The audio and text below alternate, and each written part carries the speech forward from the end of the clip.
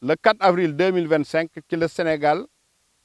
di màggal juróom-benn fukki at ak juróom ya nga xam ni moom na boppam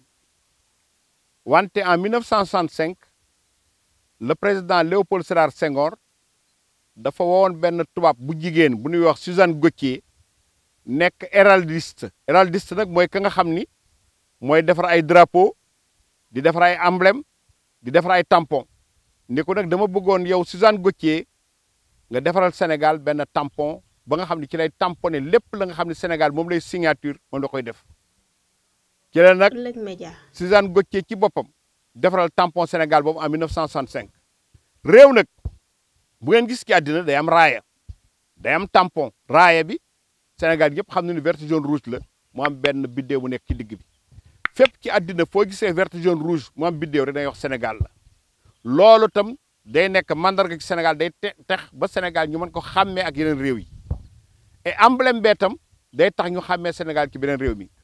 emblème bi nag boo ko xoolee daa nga xam ni emblème bi ñaar waa Sénégal yëpp juboonu ci mooy gaynde gu mu tànn gi ak guy gi gaynde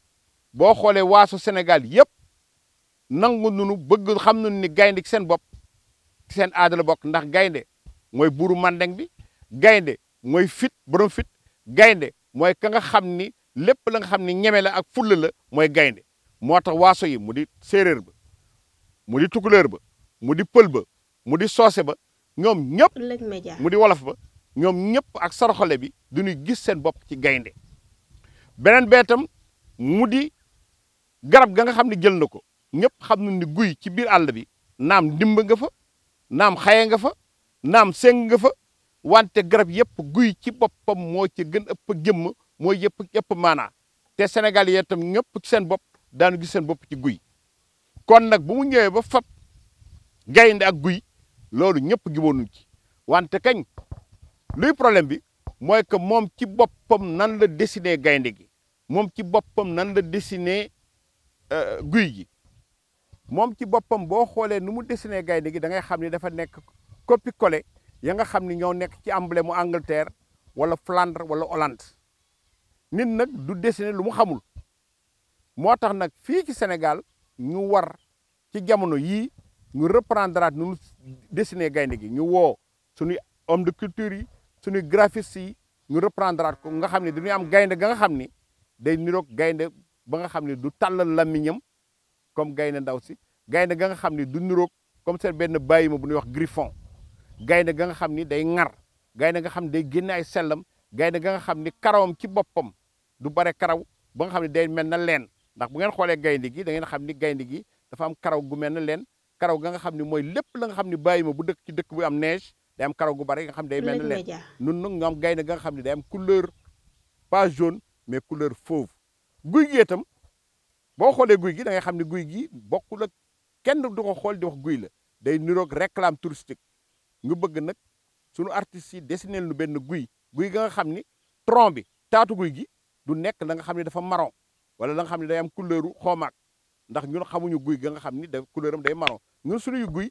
couleur bu muy am bi ci taatu guy gi day nekk couleur u dóom wala mu nekk couleur u xaalis guy gaatam dafa war a am ci biir xob yu bare yi moom ay doomu buy bu boobaa ñu xam ne garab gi ci boppam garab gu am meññeef la kon nag dañuy ñaan yàlla ci jamono yi nga xam ne réew mi ci boppam mi ngi ci souverainisme mu fexe ba emblème national bii nga xam ne boo ko xoolee da ngay xam ne emblème bi benn tubaab ko def ñu woo Sénégalais yi ñoom ñu defar emblème ba nga xam ni dana niroo ak sunu aada niroog sunuy mbatik niroog sunuy mbaax ndax gaynde gu mel nii nga xam ne dafa am ay karaw yu bare gaynde nga xam ne dafay taxaw di kàbbar mel ni ours bu taxaw gaynde googu ñun xamuñu ko kon nag ni ñu fexe ba sunu emblème national mu am gaynde njaay mbarodi ba nga xam ne Sénégal yëpp xam nañ ko mu am guy ga nga xam ne Sénégal yëpp xam nañ ko ndax guy ci la Sénégal yi daawoon rob seen i néew ci la daawoon def seen ay tour penc bu nekk daawoon na am guy.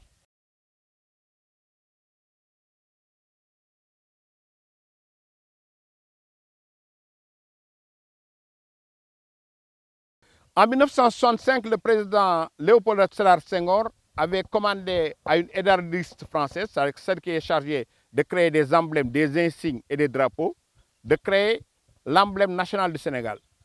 Madame Suzanne Gauthier a produit cet emblème. Bon, dans le fond, tout le monde est d'accord qu'au niveau du bestiaire, qu'on puisse choisir le lion et qu'on puisse choisir au niveau de la flore le baobab.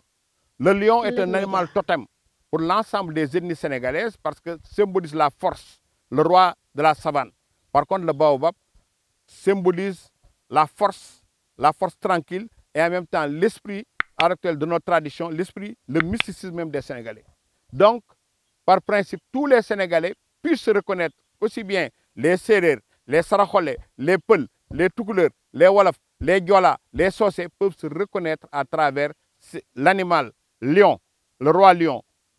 aussi bien aussi au niveau du baobab, de l'arbre baobab. Mais par contre,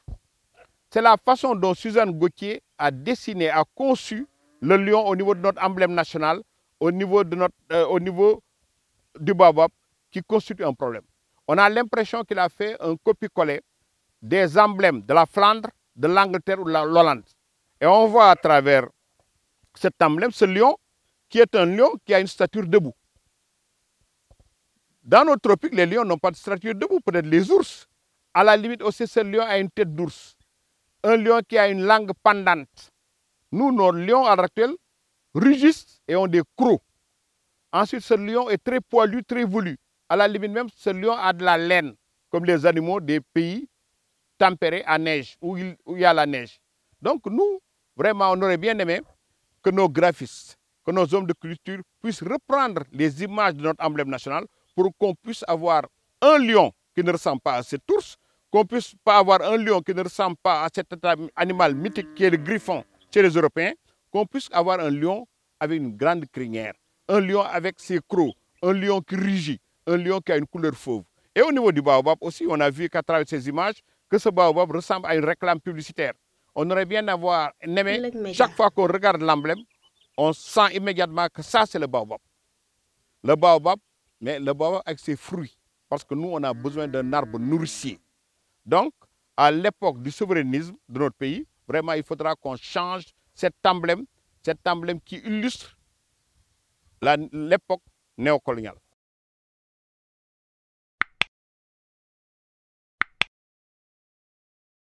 Audio Jungle.